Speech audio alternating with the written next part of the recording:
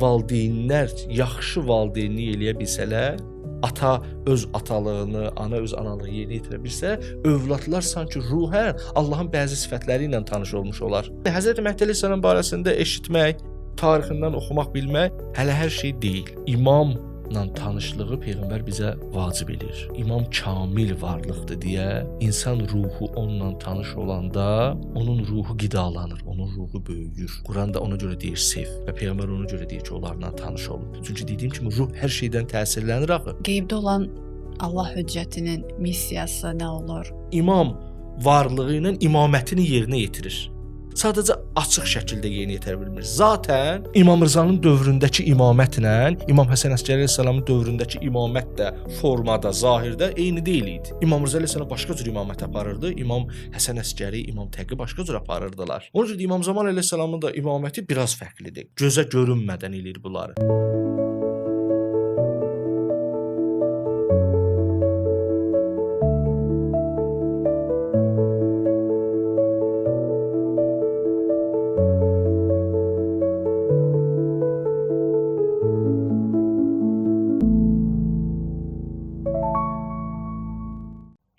Salam Üstad, xoş gəlmisiniz. Salam, xoş gördük.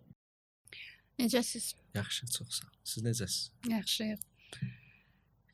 Üstad, xatırlayırsınızsa keçən dəfə biz bir sual vermək istəyirdik mövzumuzu tamamlamaq üçün, amma vaxta görə o sualı verə bilmədik. Siz imamı tanımağın zərurətlərindən danışırdınız.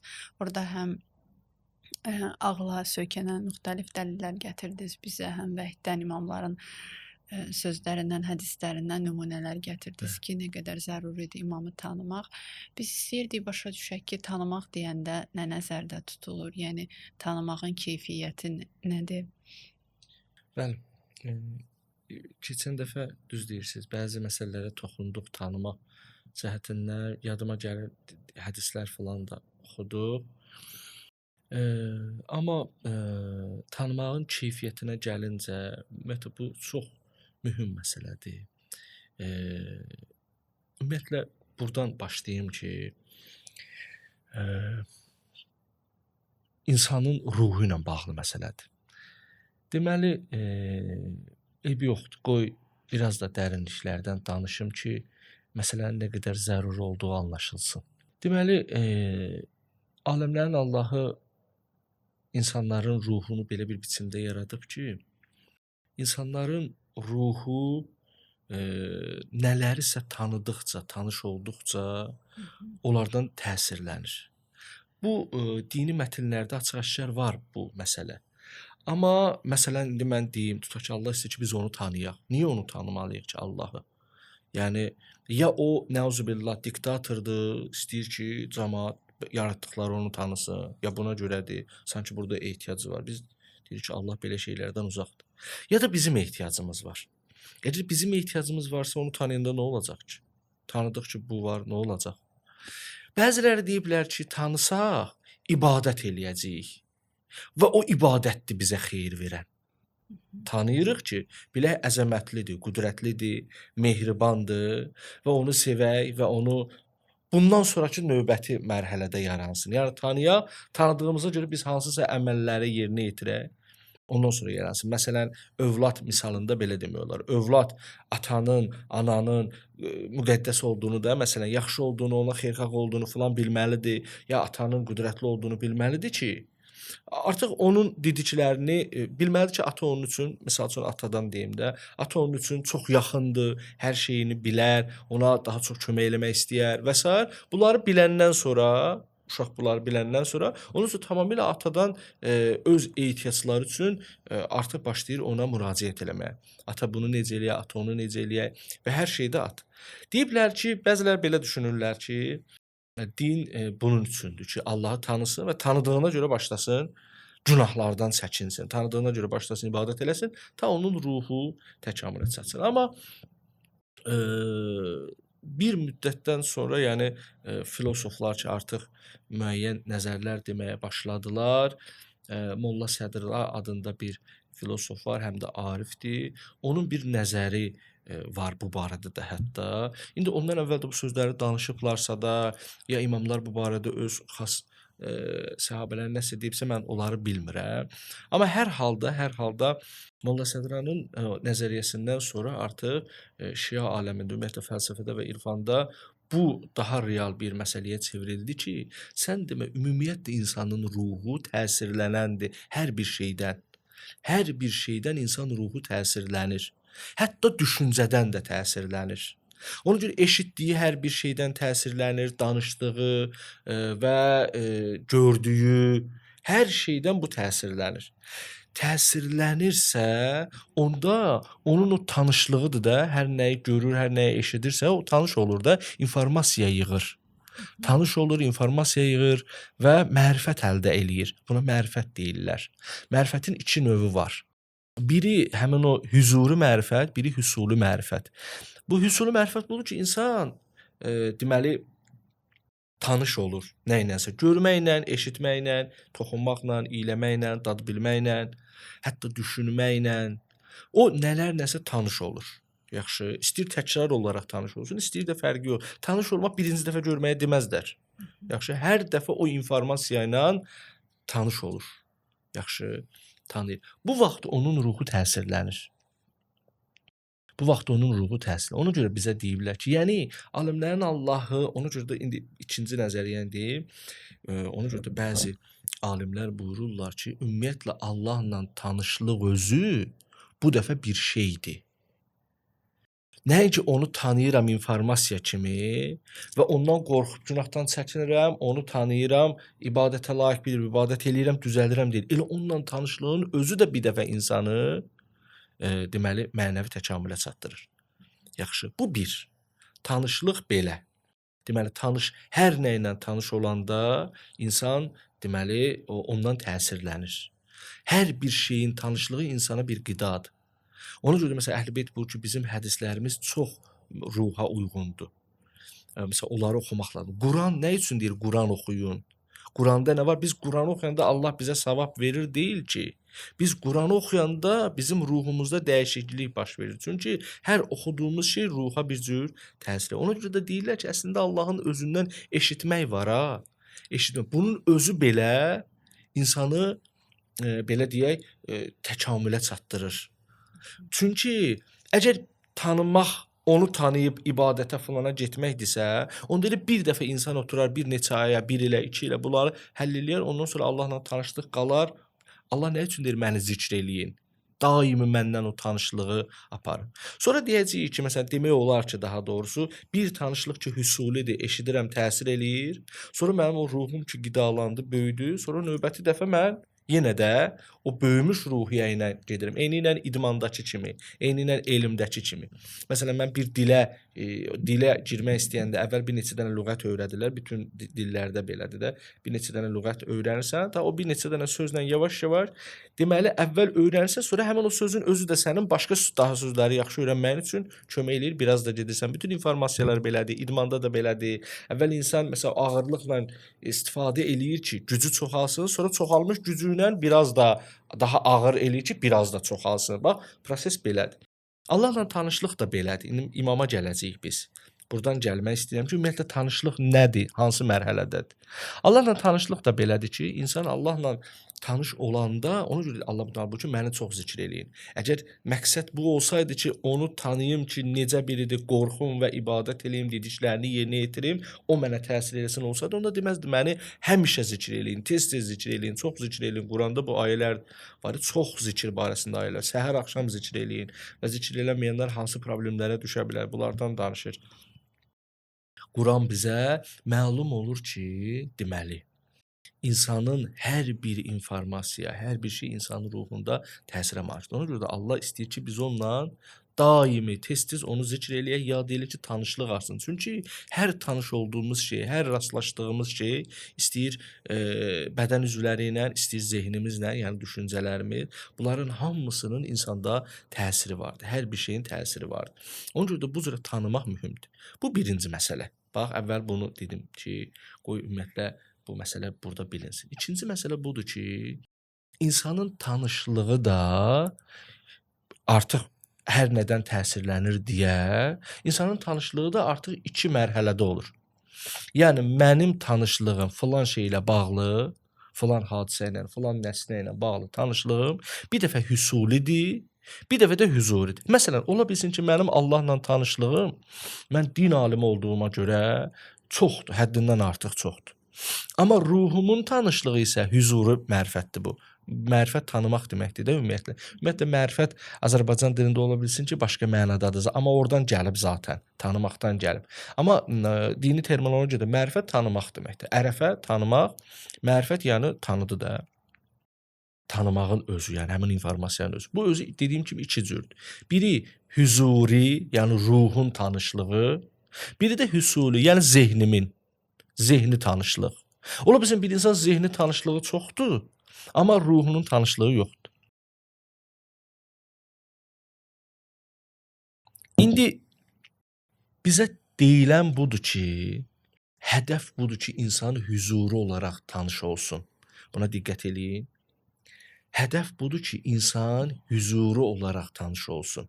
Yəni Allah barəsində artıq Allahın ruhu ilə hiss eləsin. Yəni buna oxşuyur ki, bir insan məsələn hansısa bir dili öyrənəndə bu dildə mətnlər oxusun. Hədəf budur. Amma ona qədər insan 5 dənə söz öyrənirsə, o 5 söz buna görə lazımdır ki, növbəti 10 dənə sözü öyrənmək üçün lazımlı olsun. Da yavaş-yavaş buna gəlsin. Lap idman məsələsində budur ki, insan bu gün bu çəki ilə, məsələn 5 kilo çəki ilə ona görə idman eləyir ki, onun gücü çoxalsın ki, 10 kilo çəki ilə eləsin. Niyə?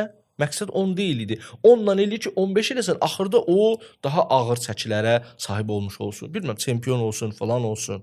Diqqət eləyin, insanın ruhu, insan hansısa bir tanışlıq mərhələsini keçirir ki, hüsuli mərifəti. Ona deyəcəm, bir də buna qayıdacam onsuz da. Bir dəfə deyim. Hüsuli mərifəti keçir ki, hüzuri mərifəti çoxalsın. Çoxalmış hüzuri mərifətindən daha artıq hüzuri mərifət çoxalsın. Bu vaxt o Rəbbini daha çox tanıyacaq. Bu vaxt o həqiqətlərlə daha yaxından tanış olacaq. Nə qədər mənəvi mücərrəd həqiqətlər varsa, onlarla daha yaxın tanış olmuş olacaq və bu özü bir dəfə də onu qidalandıracaq. Yəni Allahla belə bir tanışlığın özü onu təzədən bir də, çünki niyə onun özü bir dəfə də yeni qida olaraq o lüğət və idman misalında dediyim kimi güclənmiş 5 kilo ilə güclənmiş adam ki artıq 10 kilonu götürə bildi. Bu özü onun təzədən bir dəfə də gücünün artmasına, 10 kilo ilə məşq eləyəndə o bir dəfə də onun çoxalmasına səbəb olacaq. Ona görə də bu bir məsələ, hüzuriyə aid olan məsələdir. Bu hüzuriyə aid olan məsələdir. Deməli, bu prosedur belədir. İkinci məsələ budur ki, Molla Sədranin nəzəriyyəsində belə deyilir ki, hələ insan hüsuli ilə də məşğul olmalıdır. Çünki hüsulinin özü də istər-istəməz insanın ruhunda təsirə malikdir. Hüsulinin özü insanın hüzurisinin artmasına səbəbdir. O cəhətdəndir ki, biz dəfələrlə Quran oxuyuruq. Yəni bir insan ömründə 100 dəfə Quran oxumuş ola bilər. Yəni Peyğəmbər Quran oxuyurdu. Yəni müfəssirlər, təfsir alimləri ki, təfsir yazıblar, amma hər gün yenə Quran oxuyurlar. Çünki o informasiyaları oxumaq yenidən insana öz təsirini verməkdədir. Bizə alimdir, amma yenə də xutbəyə qulaq asır. Alimdir, yenə də mütaliə eləyir. Niyə Peyğəmbər sallallahu buyururdu ki, ey Əbu Zər, məni nəsihət elə. Dedi ki, ya Rəsulallah, sizə ki, nəsihət lazım deyilsiz. Dedi ki, bu ibadətdir. İbadət ümumiyyətlə dində nəyə deyilir? Hər o şey ki, insanın ruhuna təsirə malikdir, onu ibadət deyib din. Biz elə bir ibadət ancaq Allaha boyunduruq göstərmək. O, onun formasıdır. Əslində ibadətin həqiqəti budur ki, hər o şey ki, insanın ruhunu təkamülə aparır, yuxarıya aparır, şərafətləndirir. Bunu ibadətdir. Peyğəmbər dedi ki, mən istəyirəm ki, söz eşidim. Bilməyə görə yox ki, eşitmək istəyirəm. İstəyirəm ki, sən mənə moizə eləyəsən. Peyğəmbər Əbu Zərə bunu deyirdi. Bu təvazökarlıq məsələsi deyil idi. Bəziləri bunu Peyğəmbərin təvazökarlığına yoza bilər ki, Peyğəmbər çox təvazökar idi. Bu yersiz təvazökarlıqdır. O Peyğəmbər deyirdi ki, mənim yəni eşitmək istəyirəm. Yaxşı. Ya məsəl üçün bu şeylər İbrahim əleyhissalamın da həyatında var. Gördü ki, bir nəfər zikr eləyir, Subbuhun, Quddusun. Onu dedi ki, bir də yad elə. Yəni bunların hamısı təsirlidir. Ona görə də bizə deyiblər ki, ilk növbədə hüsuli mərifətiniz olsun və hüsuli mərifəti nə qədər çox olsa yaxşı. Bu özü hüzuri mərifəti, yəni ruha özü təsirini qoyacaq. Təsirlənmiş ruhla yenidən hüsuli mərifətlər daha da artıracaq. İbadətlər də onu daha da şiddətləndirir və s. Bax, proses belədir. Və o cəhətdəndir ki, bizə deyilir ki, hər şeyi eşitməyin, hər şeyi oxumayın, hər nə bilim şeyi zehninizdən keçməsin. Bunların hamısının kontrolu olmalıdır. İnsan nə qədər bunlara kontrol eləsə, ruhunun, yəni zərərli şeylərdən qorunmuş olar. Eyni zamanda da ki, ruhunun qidası üçün onun mütaliəsi olmaq. Quran oxumalıdır, hədis oxumalıdır, nə bilim, bax belə şeylər. Yaxşı. Bu da bir prosedur. Bu proseduru mən izah elədim. İndi İmam Zaman əleyhissalamla bağlı ki, tanışlıq var, ümumiyyətlə imamla bağlı və bizim mövzumuz Həzrət Məhdi əleyhissalamdır. İmamla bağlı tanışlıq var. Hətta mənim yadımdadır ki, keçən dəfə də bu hədis oxudum. Mən matə və ləm yərif İmam Zamani matə mitətən cahiliyyə. Kim ölsə, zəmanəsinin imamını tanımasa, cahiliyyət dövründəki kimi ölüb. Bu nə deməkdir? İmamını tanımasa. Bunu alimlər deyirlər ki, informasiya şəklində tanımaq deyil bu. İnformasiya şəklində tanımaq insanın çox da, yəni təkcə tanısa o qədər dayansa və başqa imkan verməsə ki, o təsiri olsun ona və yaxud da təsir eləyibsə də, onun təsiri aradan gedibsə də, bu qədər tanımaq hədəf deyil. Yəni bir kəs barəsində bilmək hədəf deyil. Allah barəsində bilirəm, bir dövrə əqaid oxumuşam, təvhid bölməsini, hər şey bilirəm, kifayət deyil. Sən daim Allah barəsində oxumaq, çünki ən çox o təsirlidir. Sən daim Əhl-i-Beyt barəsində, kamil insanlar barəsində oxumalısan, eşitməlisən. Niyə buyurur ki, alimin sifətinə baxmaq, üzünə baxmaq ibadətdir? Niyə? Çünki sən ona baxdıqca oradan sənin aldığın bir şeylər var. Sən oradan bir şeylər alırsan. Hədislərdə var ki, Əhl-i Beytin üzünə baxmaq ibadətdir, imamın üzünə baxmaq ibadətdir, ilahi höccətin üzünə baxmaq ibadətdir. Hətta hədislərdə var ki, alimin qapısına baxmaq ibadətdir. Yəni oradan da sən nəsə bir şeylər alırsan. Belə deyil ki, sən baxsan Allah sənə savab verir. Belə deyil. O real olaraq sənin ruhunda öz təsirini qoyur. Əlbəttə başqa təsirlər də var. Qəza və qədərə də təsir eləyir. Onun o axirət təcəssümü də olur. Zaten bütün işlərin hər üç istiqamətdə təsiri olur ən azı. Amma ontoloji olaraq, ruhu olaraq da sən inkişaf eləyirsən. Ona görə də nə etmək lazımdır? Hər yaxşı bir şey barəsində biz mütləq informasiya əldə etməliyik. O barədə oxumalıyıq. Çünki bilməliyik ki, oxuduqca, eşitdikcə, qulaq asdıqca, bilmirəm, baxdıqca mənim ruhum qidalanır. Mənim ruhum təkamül edir. Bu birinci məsələ. İkinci məsələ budur ki, bizə deyiblər ki, o qədər qalmasın. Niyə bilmək qədər qalmasın? Ona görə ki, bilmək qədər qalsa, axı hədəf bilmək deyil idi. Bu dünyada hədəf bilmək deyil. Yəni Allah var və o belədir, belədir bu sifətləri bilmək deyil. Allahı həqiqətini hiss eləməkdir. Ruhla hiss eləməkdir. Ona görə də əqaid elmini oxumaq kifayət deyil. Dində hansısa məsələləri bilmək kifayət deyil. Həzrəti Əlinin əzəmətli şəxsiyyəti var, onun barəsində kitab yazmaq kifayət deyil. Özü ilə tanış olmaq lazımdır ruhən. Bilmək lazım. İnsan ruhu təkamül elədikcə ruh özü Həzrət Əli ilə tanış olur. Ruh özü Həzrət Zəhra ilə, imamlarla tanış olur. Ruh Allahla tanış olur. Ona görə də bax belə prosedurlar ki var, biri digər yuxarı mərhələyə insan ötürə bilir də. 5 kilo ilə məşq elədim ki, məni 10 kiloya aparsın. 10 kilo özü də məni daha çox hədəf aparacaq. İstədiyim nəticəni alacağam, istədiyim əzələləri ələ gətirəcəm. Və yaxud da 5 sözü öyrəndim ki, növbəti 10 sözü əlim çatsın. Onları da öyrənəcəm ki, mən danışa bilim. Ona görə deyirlər ki, hər bu informasiyalar, hər bir tanışlığı etmək lazımdır ki, insan nəhayətdə Allahla tanış olsun. Hətta onun özü də nəhayət hədəf deyil. Onun özü də budur ki, Allah deyir, mənlə də tanışlığım bir dəfə sənin özünə xeyir eləyəcək. Amma mən daha o var ki, belə deyək də, insan bir dəfə Allahla tanış olur. Ona görə ki, sanki Allah o idmançılarda ən axırıncı çəkidir və onunla idman eləmək, məşq eləmək daha effektiv insanı bir yerə çatdırar. Yaxşı. Eyni ilə bunu oxşuyur. Eyni ilə bunu oxşuyur ki, Allah deyir ki, hər nələrisə elə ki, məni tapasan, mənim varlığımı artıq ruhunla hiss eləyəsən. Və hər dəfə məni ruhən bu dəfə yad eləmək, zikr eləmək, bu sənin artıq daha böyük ruhun kəmalına səbəb olur. Yəni ruhun daha çox qidası olar. Bu da sənin özün üçün lazımdır. Bu da sənin özün üçün yaxşı. Və bu cəhətdəndir ki, bizi Əhl-i-Beytin qapısına göndərir Allah. Deyir ki, onları sevin. Niyə sevin onları? Çünki onları sevəndə sənin ruhun təkamülə çatacaq ki, onlar sanki o mən bilmirəm bu misal nə qədər uğurludur, bilmirəm bu misal nə qədər belə deyim də cürət olar, olmaz, amma çox yaxşı aydınladır deyəm bunu deyirəm. Burada elə ağlıma gəlib bu misal, heç vaxt istifadə eləməmişəm. Yəni sanki Əhl-i-Beytin varlığı o balaca kiçik çəkilər kimidir məşq eləyən adamlar üçün. Onlarla nə qədər çox sən məşq eləyirsən ki, daha rahatdır. İnsan birdən-birə ağır çəkinə eləyə bilmir axı. Başa düşür ki, ağır çəkinə eləmək daha çox effektiv, daha çox xeyirlidir. Amma əvvəl ona əli çatmır axı. Ruhu onun əli çatmır. Ona görə də Əhl-i-Beytin varlığını insan daha tez hiss eləyir. Ona görə bizi alimlərin qapısına göndərirlər. Alimin üzünə bax, alimin qapısına bax. Alimi sev, alimə xidmət elə. Ta ondan yığ bəzi şeylər. Ki indi bu dəfə ondan daha belə də mübhəm olan, qaranlıq kimi gələn insan ruhunun gec anladığı bir şey Əhl-i-Beytin varlığıdır. Onların fəziləti, onların ruhları ilə tanışlıqdır. Sonra da bir dəfə onların ruhlarına yavaş-yavaş tanış ol. Əzadarlıqlarında, ziyarətlərinə getməklə, hədislərini eşitməklə və sair və ilaxir. Sonra onların tanışlığı isə sənin ruhunu biraz da böyüdəcək ki, bu dəfə Allahla ruhun tanış olacaq. Sonra Allahla tanışlıq özü sənin ruhuna həddindən artıq öz təsirlərini qoyacaq. Bax, prosedur belədir.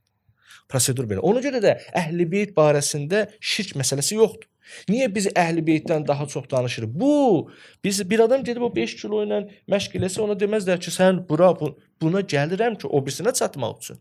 Bu mənim üçün vasitədir. Ona görə də deyirlər ki, Allah qalır Əhl-i-Beytə. Mən o xütbədə də deyirdim. Allah qalır Əhl-i-Beytə. Belə deyil, Allah qalır. Allah orada, Əhl-i-Beyt burada. Belə deyil ki, sən şirk eləyəsən. Allahla Əhl-i-Beyt biri digərindən sonraki mərhələdir. Əhl-i-Beytlə, hətta ondan da əvvəl insan alimlərlə, valideynlə. Məsəl üçün, dini alimləri buyururlar ki, valideynlər yaxşı valideynlik eləyə bilsələr, ata öz atalığını, ana öz analığını yerinə yetirə bilsə, övladlar sanki ruhən Allahın bəzi sifətləri ilə tanış olmuş olar. Anada Allahın rəhmət sifətini, atada Allahın qüdrət sifətini görərlər. Və sonradan onlar ona deyəndə ki, Allah var ki, belədir, o ikisini özündə birləşdirib, onda uşaq daha yaxşı olar. Yəni bunların hamısı Əhl-i-Beytlə tanışdı, alimlə tanışdı. Bütün bunların hamısı insanın ruhunu hazırlamaq üçündür. Həm zehnini hazırlamaq üçündür. Məsələn, indi bu valideyn məsələsində zehni hazırlıqdır. Amma bir də ruhun hazırlığı var. Ona görə də Əhl-i-Beyt barəsində bizə daha çox təşviq olunur. Ona görə bizə deyilir ki, yeri gəlib deyirəm, bunu həm də elə məktəbiyyətə aiddir də, İmam Zaman əleyhissalama aid olan söhbətlərimizi artıq bunun üstündə qura bilək. Çünki bu mövzular silsiləvarıdır deyə istəyirəm ki, yəni imamətə olan zərurətə həm də belə baxaq ki, bu bir tərəfdən də buna görə zəruridir. Yəni Allah çox hikmət sahibidir. Onun işlərinin bir cəhəti yoxdur. Çox şaxəli bərəkətə sahibdir Allahın işləri. Çox şaxəlidir, çox istiqamətlidir. Ona görə də Əhl-i-Beytlə tanışlıqda bu da var.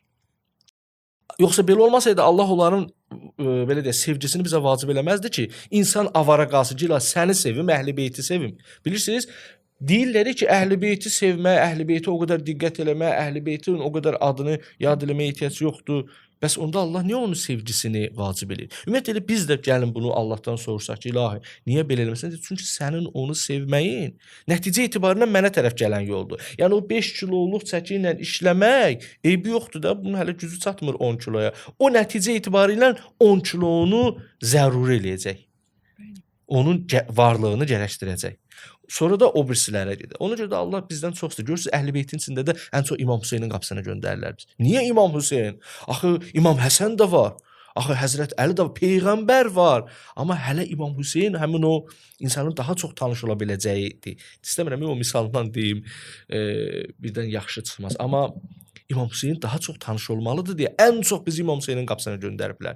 Və deyiblər ki, 2 ay onun əzasında qalın, eşidin, görün o nələr eləyib. O sizin ruhunuzu, onun varlığı sizin ruhunuzu düzəldəcək. Özdə mən həmişə deyirəm, İmam Hüseyin əleyhissalamla tanış olan ruh sonraki mərhələlərlə sanki Həzrət Əli ilə, Həzrət Zəhra xanımla tanış olur. Onlarla tanış olub, onlarla ruhunu qidalandıran sonra Peyğəmbəri başa düşə bilir. Və Peyğəmbəri kimlərsə də başa düşürsə, ondan sonra onun ruhu artıq Allahı anlayacaq bir mərhələdə olur. Yəni ariflərin getdiyi yollar belədir. Ona görə də bu normal bir prosedurdur. Bax görürsüz bunun bir elmi əsası var. O ki deyirlər şirk, o Allah qaldı bu tərəf belə deyil. Allah elə ondan sonrakı mərhələdir. 5 kiloya nə üçün qaçırsan? Axı bunu ondan sonrakı mərhələni zəruri eləyəcək. Bu vacibdir ki, ora gedəsən sən və heç bir problemi də yoxdur. Əhl-i-Beytə tərəf getmək təkcə informasiya, din öyrənmək üçün deyil ki, onların bir təkvini tərəfi də var. Təşri imamət bəli belədir. İndi lazım olsa bir dəfə bunlardan da danışarıq. Və bütün bu izahlardan sonra gəlib deyirik ki, bizim zəmanənin imamı ilə tanışlığımız əslində hüzuru olmalıdır. Yaxşı, qoy burasını deyim, eyb yoxdur. Sonra bir dəfə də qayıdaram hüsulinin zərurətinə. Hüzuru olmalıdır. Niyə hüzuru olmalıdır? Çünki informasiya şəklində tanışlıq hədəf deyil axı. O informasiya şəklində olan tanışlığı, məsələn, Həzrət Məhdi əleyhissalam barəsində Abbasi xəlifələrinin hamısı yaxşı bilirdi. Bəlkə də bizdən də yaxşı bilirdilər. Çünki o dönəmdə yaşayırdılar, bilirdilər və dediyim kimi onların Musa Kazım əleyhissalamın İmam Zanın dövründə kitablar yazılırdı. Xəlifələr və hamı yaxşı bilirdi. Peyğəmbər dönəminin cəmaatı daha yaxşı bilirdi. Amma Abbasi xəlifələri ilə İmam Zaman əleyhissalamı axtarırdılar öldürmək üçün. Onlar hamısı bilirdilər. Hətta indi tarixində danışacağıq ki, Həzrət Məhdi əleyhissalamı öldürmək üçün plan proqramları var idi. Onlar daha yaxşı bilir, amma o informasiya ruhun təkamülü üçündür. Ora çatdırmırsa olmur. Bu mətləbləri Quranda bir neçə yerdə deyilir. Mənim çox məşhur zikr etdiyim ayələrdir. Birində deyir ki, ya eyyuhellezine amanu billah. Ey iman gətirənlər, iman gətirin. İlahi iman gətirənlər necə iman gətirin? Yəni ey informasiyası olanlar ki, İslam yaxşıdır, din yaxşıdır, Allah var, Allah rəhimlidir, Allah böyükdür, qüdrətlidir. Bunu ki bildiniz informasiya kimi, indi bunun həqiqətini ruhunuzla anlayın. İndi qəlbən iman gətirin. Qəlbən iman gətirmək, yəni ruhda o dediklərin informasiyaları hiss eləmək. Və yaxud da başqa bir ayədə Ərəb dedi. Ərəblər dedilər ki, Allah Teala buyurur ki, ey peyğəmbər, ərəblər deyirlər ki, biz iman gətirdik. Deyirlər ki, siz iman gətirmədiniz, ayə belədir də. Siz iman gətirmədiniz və iman sizin qəlbinizə dolmayıb. Siz deyin ki, biz İslam gətirdik. Yəni biz dinin, İslam gətirdi o demək, yəni biz dinin informasiyalarını öyrəndik. Deyir, iman sizin hələ qəlbinizə daxil olmuyor. Görürsünüz, Allah demək istəyir ki, İslam gətirdiniz nə deməkdir cümlədə? İslam gətirir, yəni İslamın dediklərindən xəbərdar oldun. Bəli, bildik ki, Allah var, belə bir varlıq var və bildik ki, o bir gün belə olacaq, sifətləri budur, bizdən bir gün haqq hesab. Bu dərdə dəyəndir. Allah neyinir ki, insanın bunu bilməsini? Özünü tanıtdırmaq üçün eləyir bəyəm ki, belə deyil ki, belə olsaydı nə var idi? Başqaları özünü tanıtdıranda bu hədəfi güdür. Ki, bilsinlər ki, mən filan kəsim. Məsələn, məktəb direktoru və ata da özünü tanıtdıranda bu cürə güdür ki, bu məqsədi güdür ki, məni tanısınlar ki, mənə hörmət eləsinlər, özləri yaxşı olsun. Müəllim də özünü belə tanıtdırır ki, bilsinlər mən elmliyəm, məndən istifadə eləsin. Amma Allah, bayaq dediyim kimi də, birinci mərhələ kimi deyil ki, özünü tanıtdırsın ki, məndən sonra tək onları. Belə deyil. Onu tanımağın özü, hədəfin özüdür. Hədəfdir. Allah istəyir ki, insan onu tanısın. Niyə? Çünki onu tanıyana qədər çalışan ruh artıq şərafətə çatdı. Artıq oldu əzəmətli bir ruhiyyədə. Ona görə də hədəf odur.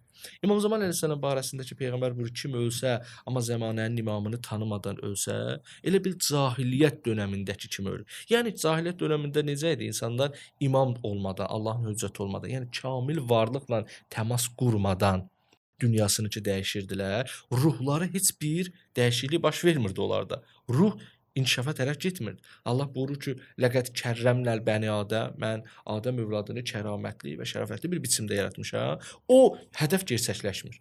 Adəm övladının hamısı kəramətli və şərəfətli deyil ki, biçimdədirlər. Yəni belə bir potensialdadırlar. O potensialı aktuallaşdırmaq lazımdır deyə Allah gəlir, ibadət deyir, Allah deyir, günah eləmə və Allah özünü tanıtdırır və əhl-i-beyti tanıtdırır, onların sevgisini istəyir. Din ancaq buna görə gəlir. Ləqəd kərrəmlər bəni Adəm.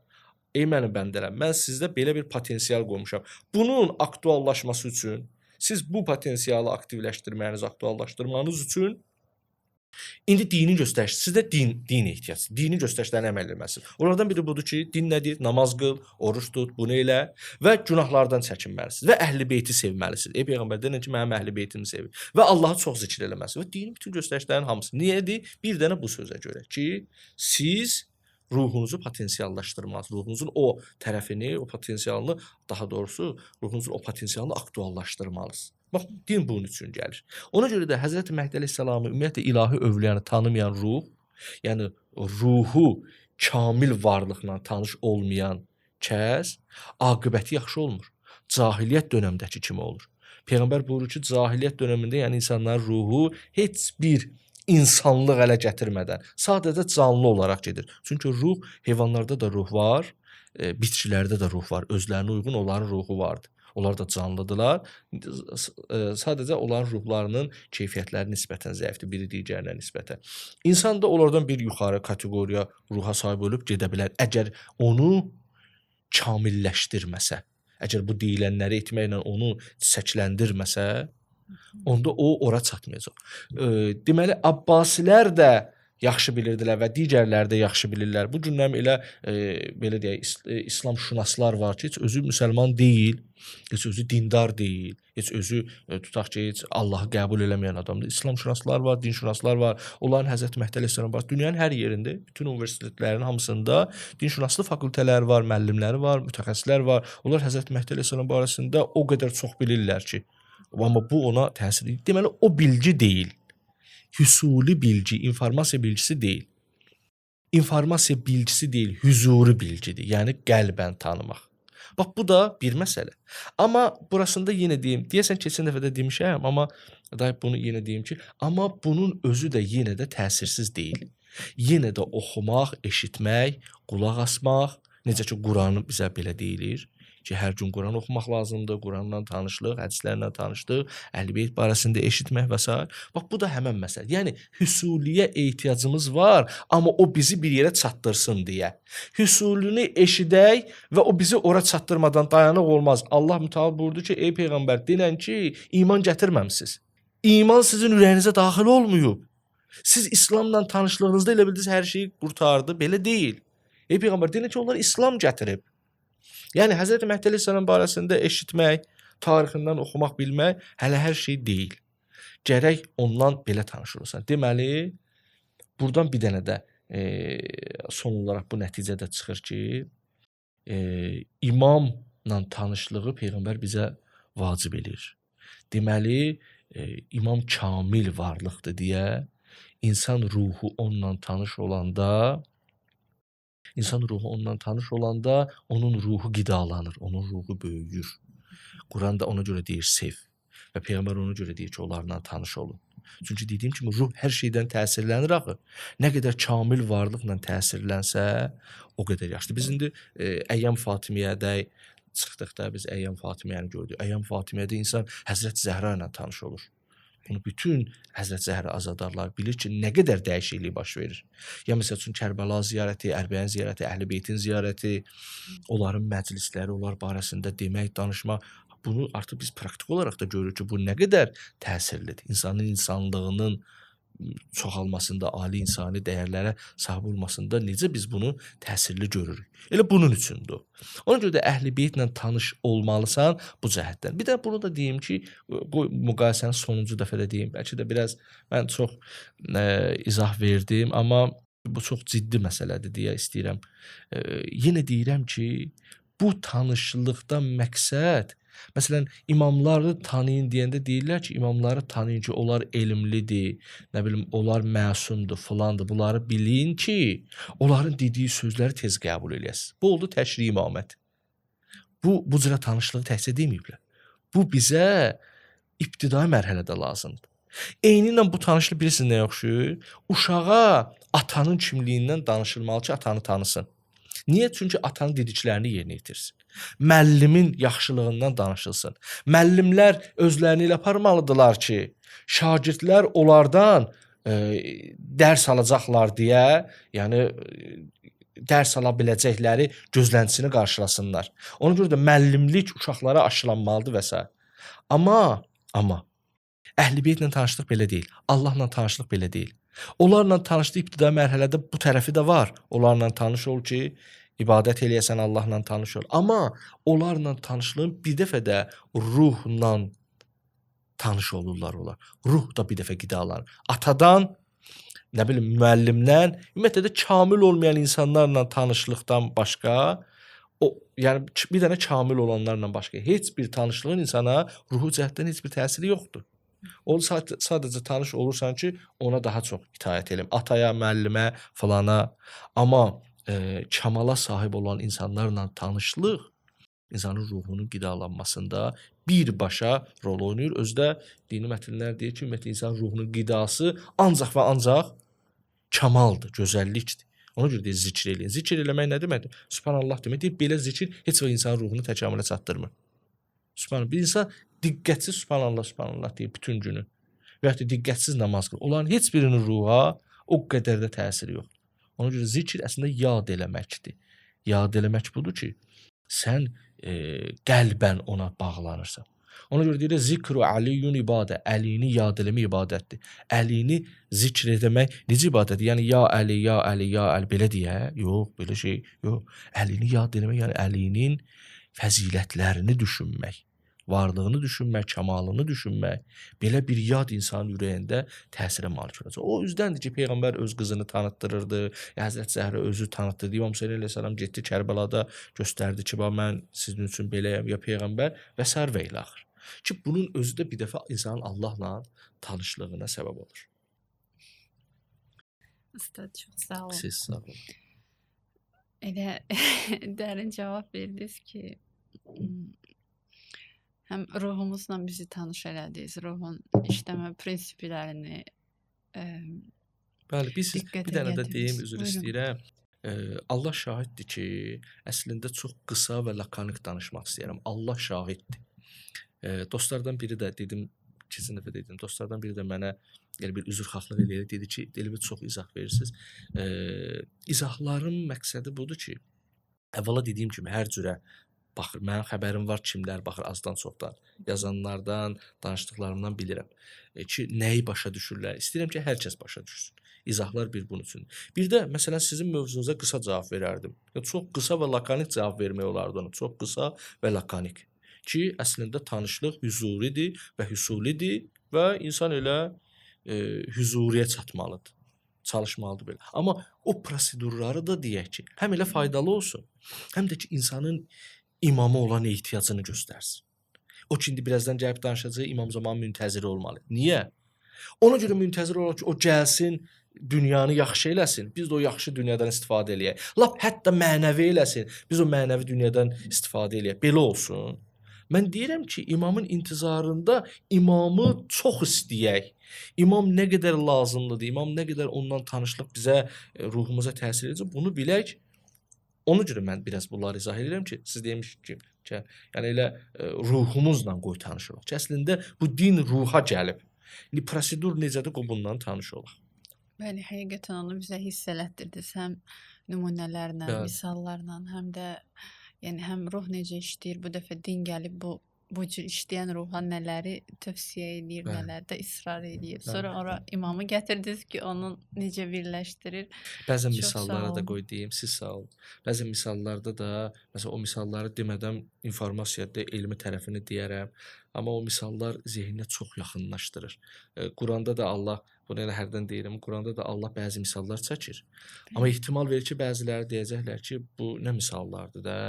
Allah deyir ki, Allah belə misallar çəkməkdən utanmaz və yaxud da çəkinməz. Niyə? Çünki bu sizə görə mən çəkirəm də bu misalları ki, zehniniz düz olsun. Yoxsa deyir, mənə qalsa, yəni belə demək istəyirdi Allah. Demək istəyir ki, mənə qalsaydı mən informasiyada deyirəm. Mən də Allah şahiddir, o misallar bilmirəm heç nə qədər düzgün olan misallar deyə yox, amma çox ürəyim istəyir ki, qulaq asan əziz izləyicilərə nəsə o fikrimi, elmdən öyrəndiklərimizi, bizim öyrəndiyimiz bir həqiqətlər var da, fəlsəfədə, irfanda, əxlaqda. Onu hansısa bir uyğun misallar şəklində çatdırım. Ona görə də bəzən o misalları da deyirəm. Məncə bizə faydalı olur. Həm Allah eləsin. bəli, özümüz üçün test olur, həm də ki yəni o təzkiyədə də bizim üçün yaxşı nümunə olur ki, əslində bu normaldır və s. Ustad, istəyirəm bu dəfə bugün qalan vaxtımızı sərf eləyək xilaskarı tanımağa. Biz dedik ki, bizim xilaskar kimi təqdim elədiyimiz Həzrət Məhdidir. Və eləcə də biz bilirik ki, xilaskar missiyasından əlavə o həm də qeybdə olan bir ilahi övliyadır. Necə ki İsa peyğəmbər, necə ki Xızır, İdris, İlyas peyğəmbər və s. Onlar qeybdədirlər. Yəni o bu missiyanın ağırlığını digər ilahi höccətlərlə bunun ortaqlığı var. Eləcə də o Allahın imamıdır. İstəyirdik həm xilaskar, həm də bu iki cəhətə nəzər salaq bu günləri. Məsələn, qeybdə olan ilahi övliyadan başlayaq. Qeybdə olan Allah höccətinin missiyası nə olur? Qeyb bir zərurət olurmu, yoxsa necə? Bəli. Əvvəl deyim ki, orasını çox yaxşı qeyd elədiniz ki, doğrudan da Həzrət Məhdi əleyhissalam bir çox məsələləri öz üzərində birləşdirə bilib. Yəni tutaq ki, peyğəmbərlərdən bəziləri ancaq tutaq ki, höccətdirlər, xilaskar deyillər. Onlardan bəziləri qeybdədirlər. Yəni amma Həzrət Məhdi əleyhissalam həm o xilaskardır, Allahın o istədiyi xilaskardır ki, onun vasitəsilə Allah öz istədiyini quracaq. İnsanlığı zülmətdən xilas eləyəcək. İnsanlığı mənəviyyatsızlıq və nə bilim də Quranın dediyi kimi zülmət daha yaxşı termindir. Ondan xilas eləyəcək İmam Zaman əleyhissalam. Bu xilaskarlıqdan əlavə həm də bunun bir imaməti də var. Yəni Həzrət Əli ilə, İmam Həsən ilə, İmam Hüseyn ilə, İmam Rıza ilə də burada onun müştərəkliyi var. İmaməti var. Yəni olmasa da o əzəmət, xilaskar olmasaydı da zaten imaməti ilə əzəmətli idi. Bir dəfə xilaskardır. Eyni zamanda da qeybət çəkilib. Və qeyb barəsində də indi sual verdiniz. Mən qeyb barəsində çox söz danışmaq elə bilirəm olmur. Çünki bu qeyb məsələsi biraz gizli məsələdir. Elə bilirəm ki, ümumiyyətlə insanlığa gizli məsələdir. Mənim kimlərdə bəlkə daha da az bilirik. Ümumiyyətlə, amma nələri bilmək olur? Həm dini mətnlərə əsasən, həm də elə əqli olaraq.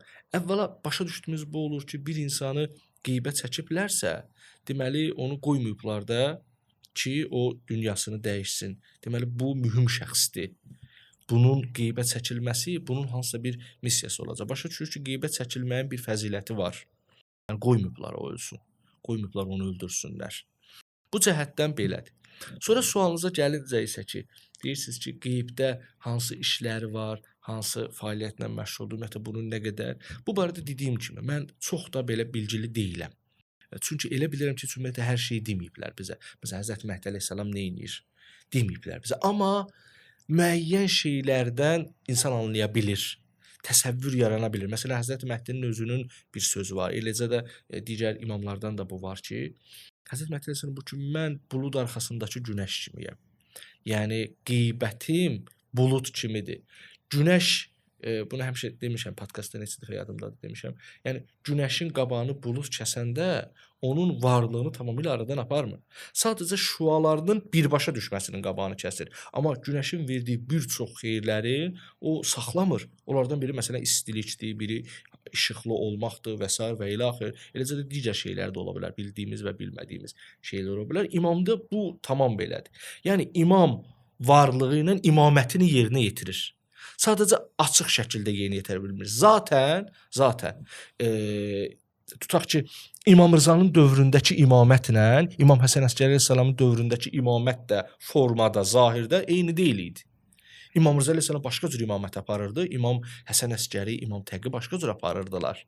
Onun üçün İmam Zaman əleyhissalamın da imaməti biraz fərqlidir. Qeyb, gözə görünmədən eləyir bunları. Amma biz onu bilirik ki, zəmanənin ki sahibidir, zəmanənin ki höccətidir, onun üzərində vəzifələr var. Onların hamısını yerinə yetirir. O Şeyx Müfidə məktublarının birində dedi ki, biz heç vaxt sizdən nəzərimizi çəkməmişik. Əgər çəksəydi bəlalar sizə hücum gətirərdilər. Yəni şiəliyin qalması, dinin qalması, ümumiyyətlə insanlığın müəyyən cəhətlərdən qalması. Çünki bilirsiniz də şeytani qüvvələr insanlığın tamam hamısının zülmətə getməsinə nə lazımdırsa eləyə bilərlər. Amma ilahi höccətin, ilahi nümayəndənin varlığı bütün bunların hamısını səhmana salır. Müəyyən şeylər ki qalır, bunlar təbii dünyanın o belə deyək də təbiiliyindən dolayı bir şeylərdir. Yəni dünyada bəzən belə olmalıdır. Bunlar elə hamısı zaten imtahandır da. Allah Təala Quranda bunu dəfələrlə deyir ki, bu dünyaya imtahan olmaq üçün gəlmisiniz. O şeylər də həyatın o belə deyək, gərdişinə aid olan qaçılmaz məsələlərdir.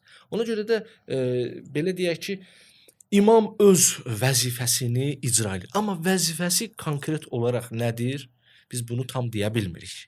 Ki, vəzifəsi konkret nə? Biz deyirik imamət eləyir. İmamət eləyir. Onlardan biri budur ki, məsələn, möminlər üçün dua eləyir, çətinlikdə olanların problemlərini həll eləyir, dini məsələlərin gedişatında yol göstərir. Açıq-aşkar bəzilərinə görsənib, bəzi alimlərlə o görüşüb, ona şəriət məsələlərində yol göstərib, nə bilim və sair və ilaxır məsələlərdə yol göstərib, bəzilərini isə dolayısıyla yol göstərib, bu kaşifədə, yuxuda yol göstərib, bu kimi şeylərlə yollar göstərir. Yəni biri yol göstərməkdir, biri dua eləməkdir, biri nə bilim bu və digər məsələləri yerinə yetirir. Amma konkret məsələn qeybdə olanın tutaq ki, vəzifələri, işləri nədir biz onu tam deyə bilmirəm. Ən azı mən deyə bilmirəm. Yəni bu suala mən bundan artıq cavab verə bilmirəm. Aydındır ustad. İstəyirəm belə bir sual verim. Deməli siz həm tanımağın əhəmiyyətindən, tanıma prosesinin özündən danışdınız və burada imamı tanımağın zərurətini gündəmə gətirdiniz. Digər tərəfdən də biz Həzrət Məhdinin qeybətindən, onun qeybdə olmağından danışırıq. Hərçənd ki, o öz imamətini qeybdə yerinə yetirir tam mənası ilə. Bizi üçün, insanlar üçün öz imamını tanımaq çətinləşirmi bu qeyb dövründə? Elə hər mənada həm hüzuri, həm hüsuli. Çünki nəhayətdə o qeybdədir və bizi üçün çətindir bu rabitəni tənzimləmək. Bəli, düz deyirsiniz. Bu nisbətən çətinləşir. İmamla tanışdıq. Təbii ki, məsələn, xoş o kəslərin halına ki, imamların dönəmində yaşayırdılar ya Peyğəmbərin, onları görürdülər hər namazlarda, hər cümədə, hər yerdə onların yanındaydılar. Bu cürə insan aldığı informasiya ki, informasiyalar zaten əvvəl zehni olaraq alır insan, sonra oradan ruha ki ötürür. Bu informasiya daha şiddətli informasiyadır zaten. Amma insanın zehninin belə bir qüdrəti vardır ki, çünki hər gördüyü şey birbaşa ruha təsir eləmir. Hər bir görülən şey əvvəl zehində bir şey yaranır. İnsanın bütün informasiyaları eşitdiyi, gördüyü, yəni o 5 hiss üzvüyündən hər olan informasiya birbaşa ruha keçmir zaten. O zaten özünü birinci zehində göstərir. Əlbəttə keçən tərəfləri də var, amma adətən belə olmur. Adətən budur ki, biz görürük, təsirlənirik, eşidirik, məsələn, səsini eşidərdik, sözünü görərdik. Burada belə bir məsələni gündəmə gətirirlər. Deyirlər ki, bu çox yaxşı məsələdir. Çünki gördünüz mən əvvəl nə dedim? Dedim ki, kaş bizdə belə olar. Sanki insan bir belə deyək, təəssüf hissi doğurur bundan. Amma məsələ nədən ibarətdir? Din gəlir bizə bəzi məsələləri deyir. Deyir ki, əgər bu zaten biraz elə bir ədalətsizlik olar daxı ki, biz o keyfiyyətdən məhrum qalırıq. Görüb təsirlənmə. Amma din gəlir bizə deyir ki, hər şey zehindən ötürülür deyə. Zaten zehindir onun keyfiyyətini tənzimləyən. Çünki o qədər Peyğəmbəri, imamı görən var idi ki, onlar o effekti ruhlarını ötürmürdülər. Ona görə də insanın zehni nədirsə o onu yaxşı təsir eləyə bilər. Ümumiyyətlə bilirsiniz də, psixologiyada da var ki, ümumiyyətlə insanın zehni bir şeyi qorxulu göstərə bilər. Məsələn, bir qorxulu şey göstərərsən, o qorxar, bu qorxmaz. Bir həyəcanlı şey, hadisə buna həyəcanlı gəlir, ona yox. Yəni xaricdəki şeydən daha çox hər bir insanın zehni mühümdür. Hər bir insanın zehni. Belə bu barədə bilirsiniz çoxlu eksperimentlər aparıblar insana. Məsələn, ən məşhur eksperimentlərdən biri mən eşitmişəm. Tutaq ki, bir məhbusu deyiblər ki, biz sənin kürəyinə bir ütünü qızdıracağıq və sənin kürəyinə basacaq. O da onu görüb. Amma onun xəbəri yoxdur ki, elə eləməyəcəklər. Onu görüb ki, qızarır, qıpqırmızıdır və onun kürək tərəfinə keçəndə sadə bir, yəni adi bir ütünü qızmamış, ütünü onun kürəyinə basırlar, o çox həyəcanlı olur, elə bilir odur. O ütü onun üzərinə qızarmış, ütü onun bədənində necə təsir eləyərsə, o qədər təsir eləyir. Nəyə görə? Çünki zehni onu o cürə algılayır. Yəni hər şey insanın zehninə bağlıdır. Zaten dində Allah Mütəala Quranda nədən danışır? Bilmirəm podkastda buna mən toxunmuşam ya yox. Məsəl üçün cənnətdən danışır. Bir var deyə cənnət var və cənnətdə siz mənəvi və maddi ləzzətlərlə tanış olacaqsınız. Bunu deməkdən əlavə maddi deyəndə yəni ora uyğun maddidə. Bunu desəydə məsəl üçün bu qədər kifayətdir. Allah cənnətin detallarından danışır. Orada mütəkkələr var, siz ora söykənəcəksiniz, bir-birinizlə belə söhbət eləyəcəksiniz. Orada huri var, orada alma var, orada nar var və s. Orada möminlər belə eləyər. Bu qədər cüziyyətdən danışmağa nə ehtiyac var? Bir halda ki, Peyğəmbər sallallahu buyurur, ümumiyyətlə dinin bu dediyi məsələdir ki, ora barə, ümumiyyətlə mücərrəd həqiqətləri nə bir insan görüb, nə bir qulaq eşidib, nə də heç bir bəşərin ağlına gəlməz. Yəni bizim Quranda oxuduqlarımız ki var, o deyir belə söykənəcəksiniz, hovuz belədir falan. Bunların heç birində gedəndə görəcəyik ki, burada təsəvvür etdiyimiz kimi deyil. Başqa bir şeydir. Bəs onda niyə bu informasiyalar verir? Oradakı alma bu almadan deyil axı. Çünki zehin oradan təsirlənsin. Zehin təsirlənən kimi ruha öz təsirini qoyacaq. Ona görə Quranı çox oxumalıyıq. Allah barəsində də zaten oxuduğumuz deyir, rəhimdir, rəhmandır falan. Bunlar da zaten bizim ibtidai başa düşdüyümüz deyil. Oradan zihin algılayır bir şey və o yavaş-yavaş ruha ötürülür. Ruha ötürdükcə ruh başlayır qidalanmağa. Ona görə də cənnət, cəhənnəm ayələrini oxumaq lazımdır. Bəziləri deyirlər ki, ehtiyac yoxdur bunlara. Ancaq Allah, yox, belə deyil. Quranın hamısını oxumaq lazımdır. Cənnət ayələrində, cəhənnəm ayələrində Allah özü bunu göndərib ki, insan o ayələrdə zehnində bir şey elə. Çünki zehin ötürür sonuçda. Zehnin nədirsə, o ötürəcək. Ona görə deyirlər ki, yəni imamı biz görməsək də, imam barəsində eşitdiklərimiz onun barəsində bizə təsəvvür yarada bilir. Ona görə Əhl-i Beyt barəsində elə eşitmək lazımdır. Onları yad eləmək lazımdır. Görməsək də, öz səslərini eşitməsək də. Baxmayaraq ki, o daha effektiv ola bilərdi, zehni hazır olan üçün, o daha effektiv ola bilərdi. Amma o yoxdursa da, bu o demək deyil ki, tamam məhrum oldu. Belə deyil. Hədislər bizə zaten zehindən gəlir. Ümumiyyətlə, epistemologiya deyilən bir elm var. Epistemologiyada nədən danışılır? Epistemologiyada deyilir ki, ümumiyyətlə, xarici aləmlə insanın ruhunun birbaşa təması olmur. Hər şey zehindən keçir. Bunun barəsində də sekulyar alimlər də, Kant falan da bunun barəsində lap başqa sözlər danışıblar. Amma hamı bunu başa düşür ki, zehindən keçir. O epistemologiyada bu məsələlər çox araşdırılır. Məsələ bundan ibarətdir ki, yəni hər şey zaten zehnin başa düşdüyü qədərdir. Ona görə də biz onlar barəsində informasiya oxusaq, eşitsək, onlar necə idi, necə rəftar edirdi? Məsələn, tarix elmi. Tarixdə Həzrət Əli belə elədi, xanım Zəhra elə elədi, İmam Hüseyn belə elədi.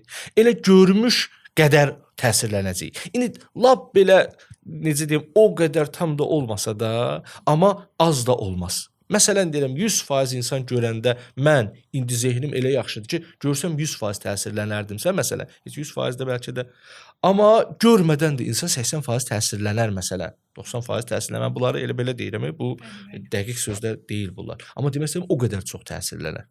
Ona görə də elə Əhl-i Beytin məsələn əza məclislərinin, Əhl-i Beytin şənində olan məclislərin, söhbətlərin, hədislərin hamısının yeri var. Niyə deyir zikr-i əliyün ibadə, əlini yad eləyin? Niyə əlini yad eləyək? Əlini yad eləmək həmən dövrə aiddir, yoxsa bütün insanlar? Çünki yad elədikcə elə görən adam da zaten baxır, onu yad eləyir.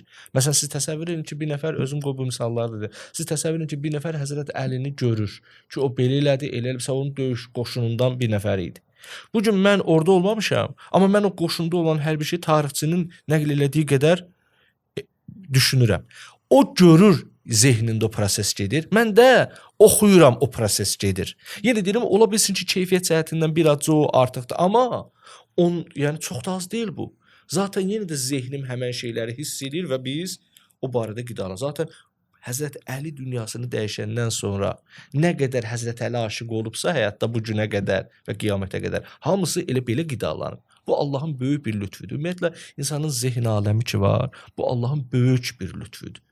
İnsan zehn aləmi ilə çox şeylər eləməyə qadirdir. İnsan zehn aləmindən çox şeyləri özündə düzəldə bilər. Çox şeyləri düşünüb, istədiyi şeyi ləzzətli, istədiyi şeyi ləzzətdən çıxarda bilər insan. İstədiyi həqiqətləri çox hiss eləyib, istədiyi həqiqətləri öz gözündə sala bilər insan. İstədiyi şeydən qorxub, istədiyi şeyin qorxusunu özündən apara bilər. Hamısı zehnin sayəsindədir. Ona görə də bu eşitdim, gördüm, mənə zərbə dəydi. Bunların hamısını insan azalda bilər. Məsəl üçün şəhidlər barəsində deyirlər ki, özüm zehin barəsində danışıram. Şəhidlər barəsində deyirlər ki, onlara dəyən qılınc zərbələrindən onlar ləzzət alır. Axı bu incidicidir. Başqaları incir, bəli, amma o şəhidlik zehnində elə bir şey var ki, mən öləcəm və ölürəm. Bu vaxt o ondan ləzzət alır. Bizdə də belədir. Biz elə iş var ki, görəndə çox narahatıq. Yaxşı. Elə iş var ki, o həmən əziyyətli fiziki olaraq, amma biz ondan ləzzət alırıq. Heç bizi yormur. Biz ondan ləzzət alırıq. Bu necə olur? Zehnim onu deyir belədir. Mən hərdən bu mövzuda mənim bəzən söhbətlərim olur. Mən hərdən deyirəm, məsələn, acı bibər insana, bəzi adamlar acı bibəri xoşlayır. Acı bibər insana necə ləzzətli, keyfli gələ bilər? Çünki zehin deyib ki, bu ləzzətlidir. Zehin onu ancaq ləzzətli eləyir. Yoxsa zahirdə onun heç bir ləzzəti yoxdur. Amma acı bibərdən ləzzət alır. Və eləcə də digər şeylərdən. Məsələn, Həccac barəsində deyirlər ki, Həccac belə bir iş görürdü. Hər dəfə yemək yeyəndə bir şiyənin başını kəsirdi, o orada çabalayırdı, o baxırdı, onda deyirdi yeməyim daha ləzzətli olur. Sonra deyirdi ki, məsələn, onların qanını qurudub saxlayırdılar, Həccac hər yeməkdə onu tökürdü. Bu bizim üçün çox iyrənc gəlir, bizim üçün çox ikrah edicidir, düzdürmü? Ümumiyyətlə bütün insan üçün. Amma o düşmənçilikdən dolayı bundan ləzzət alırdı. Adam öldürmək çox pis şeydir. Amma məsələn, Muaviyyənin anası barəsi Hind, Muaviyyənin anası Hind və yaxud da Əbu Süfyanın yoldaşı Hind barəsində deyirlər ki, o qədər kinli idi. Uhud döyüşündə ki, qələbə çaldılar, Həmzəni öldürdülər. Gəldi Həmzənin qarnını kəsdilər və ciyərini çıxartdı, dişlədi, qopartdı, çiynədi, çiynəyə bilmədi. Yəni bu çox iyrənc bir şeydir və insanda ikrah yaradan bir şeydir. Amma o bundan ləzzət alırdı. Niyə? Çünki zehin. Mən onu iki tərəfə də misal çəkdimdə, bir dedim insan misal pis şeyi özünə yaxşılaşdıra bilər və yaxud da hər şey dəyişə bilər. Ümumiyyətlə zehin dəyişə bilər. Ona görə də qeybdə olan imam məsələsi düzdür ki, biraz maneədir. Biraz maneə var. Amma bu mütləq şəkildə maneə deyil. İnsan istəsə, onu düşünsə, o onun üçün bir nömrə olar zehniyyətdə və ondan qidalanır. Onun üçün mühüm olar və ondan qidalanır. Qeyb, yəni problem deyil. Necə ki, Həzrət Əlinin yanında, İmam Həsən, İmam Hüseyndə yanında olanlar zehinləri yaxşı deyildilər deyə, yəni tanımırdılar deyə heç ondan istifadə eləyənmədi. Məsələn, Şimir bir gün Həzrət Əlinin yanındaydı, o birisi gün İmam Hüseynə düşmən oldu. Yəni zehnində onu, Həzrət Əlinin kimliyi onun zehninə tanış deyil deyə ruh zehindən qidalanır. Sən nə qədər bilirsənsə ki, bu kimdir, o qədər qidalanırsa. Sabahlarım ondan düşmən oldu. Eləcə də onun yanında olmayanlar da eşitməklə, bilməklə, oxumaqla, bunlarla zehində həmin o istənilən bir şey təsəvvür eləyə bilərlər və ondan təsirlənə bilərlər. Yəni cəhənnəm ayələrini də Allah deyir ki, biz oxuyaq ki, zehnimiz təsirlənsin, ruhumuza qorxu ötürsün. Ruhumuz qorxsun və müəyyən hissləri, lazımsız hissləri ruhun aradan geçsin. Və yaxud da cənnət barəsində insan oxusun və yaxud da eşitsin, fərqi yoxdur. Zehni onun təsirlənsin və insanın ruhunu, ümumiyyətlə insanın zehni təsirlənsin, vəcdə gəlsin və ruhuna o təsir eləsin ki, onun cənnətə getmək, cənnət üçün çalışmaq şövqü yaransın.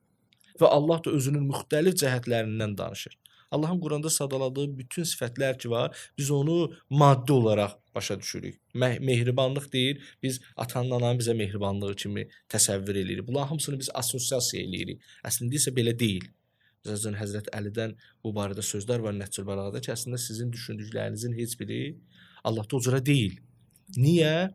Çünki Allah mücərrəd varlıqdır, insan onu düşünəməz. Bəs onda elə deyilsə, niyə bu söhbətlər açılır? Niyə Allah sifətlərindən danışır Quranda? Çünki yaxınlaşdırır.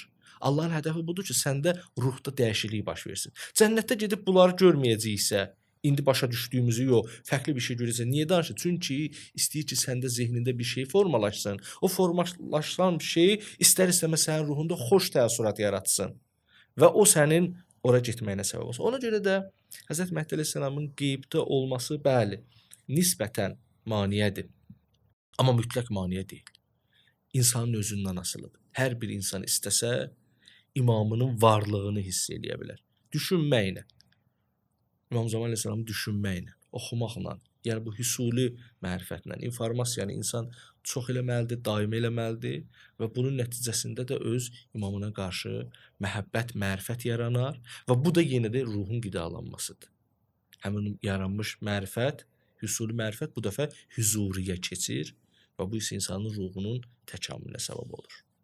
Çox sağ olun ustad. Zehni yadımıza salmağınız, onun ruhla əlaqəsi ayrı bir təsir qoydu bizdə. Ustad, elə bilirəm bu günlük bəsdir.